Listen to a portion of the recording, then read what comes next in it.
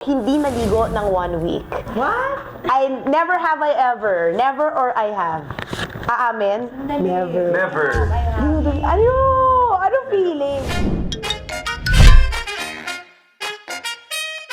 Ayan, hello mga kapatid. Nandito na naman tayo sa isang episode ng TV5 Exclusives at ang makakasama ko ngayon, eto na, on and off cam. Hinahangaan talaga ng napakarami ang real-to-real couple. O, diba? Christine Reyes and Marco Gumabaw ng minsan pa natin hagkan ang nakaraan. Guys, thank you so much for being here. Kami to sinabi. Sorry. Go lang. Pero alam mo, hindi to script ha.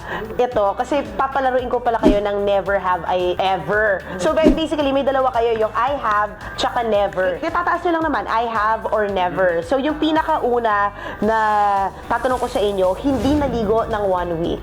What? Never have I ever. Never or I have. Aamin? Never. Never. I have isang extra challenge sa isang network.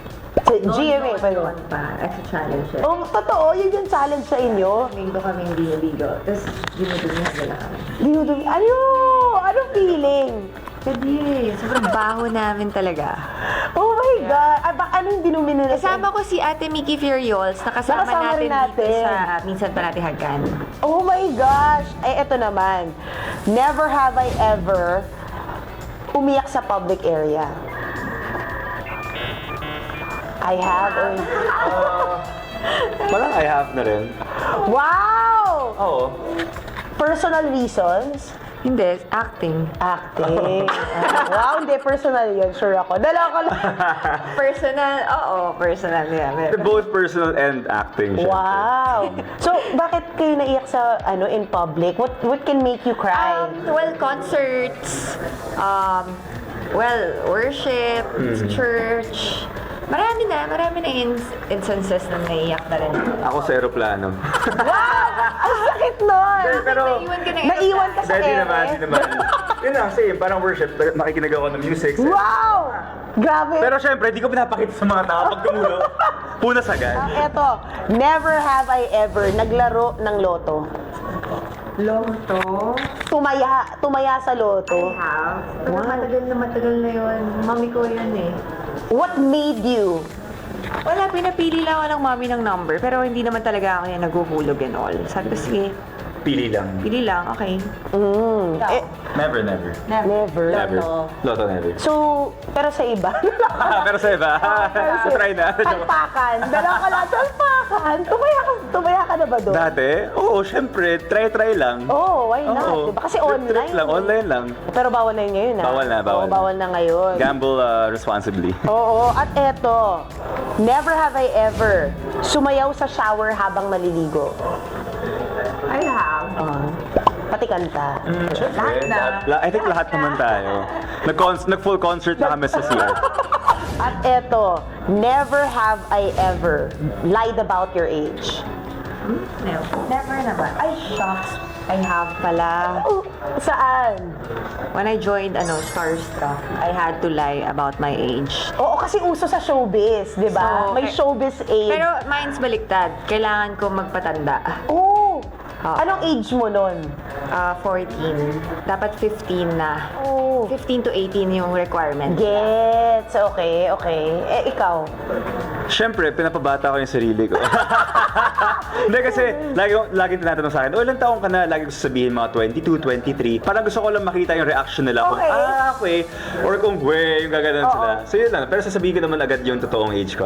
So, anong reaction nila? Testing ko lang. So, anong reaction nila? Madalas, naniniwala sila kapag sinasabi kong 22, 23. In fairness naman, totoo. So, tutuloy ko to hanggang sa pagtanda ko. Check ko lang kung hanggang saan kaya. Oo. Pero guys, yun yung pinakamali kong ginawa. Hindi ako nag-showbiz age. Sinabi ko talaga yung, tama yan, may showbiz age po talaga. Kaya huwag kayo maniwala dun sa iba mga star. Dalawa ko lang. Joke lang. Naglaglag, sino? Oo. Di huwag natin pangalanan. Next question. Yun na nga, no? Eto, magkasama kayo sa television. And I know, nagro-roll na yung cameras. How has it been so far for both of you? Well, so far, ngayon nakakadami na kaming tapings. Mas padrama na ng padrama. Nagiging in character na kami. Alam na namin yung characters namin. Kabisado na. Yun. Yeah, it's been fun and at the same time, okay rin na syempre magkakakilala kami lahat. It's easier to build chemistry on and off screen. And at the same time, yun nga, like what she said, we're slowly diving more into the character and malayo-layo pa to and marami pa kaming iti-tape. So, for sure, mas magiging intense pa lahat ng mga eksena. Marco, before you join showbiz, si Christine, ang dami na rin, kumbaga naging project, etc. Yes. But watching her, like, act and do the whole shebang of drama, ano yung mga thoughts? Syempre, pang Nakikita- best actress yun. Ah! Wala! Hindi, magaling.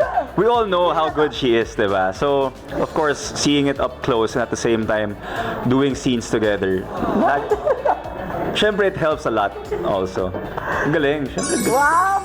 Magkamali na sasabihin. Ikaw, Christine. don't worry, di ko kailangan mag-lie kasi totoo naman. Parang bumabawi ka. Oo, babawi!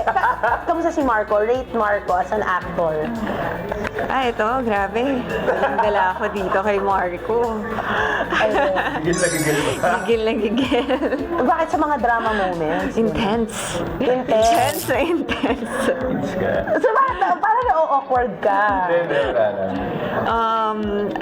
Kasi first project namin as partners. Yun so, nga, we're oh. still, learning each other from each other also. And, yun, siguro right now,